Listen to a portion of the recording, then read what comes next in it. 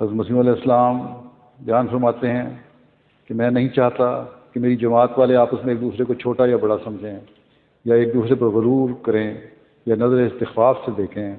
خدا جانتا ہے کہ بڑا کون ہے یا چھوٹا کون ہے، یا ایک قسم کی تحقیر ہے جس کے اندر حقارت ہے۔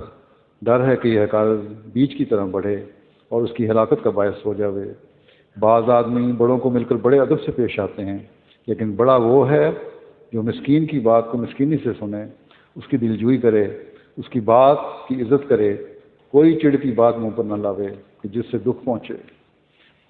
پھر آپ فرماتے ہیں دیکھو وہ جماعت نہیں ہو سکتی جو ایک دوسرے کو کھائے، اور جب چار مل کر بیٹھیں تو ایک اپنے غریب بھائی کا گلہ کریں اور نکتہ چینیاں کرتے رہیں اور کمزوروں اور غریبوں کی حقارت کریں اور ان کو حقارت اور نفرت کی نگاہ سے دیکھیں۔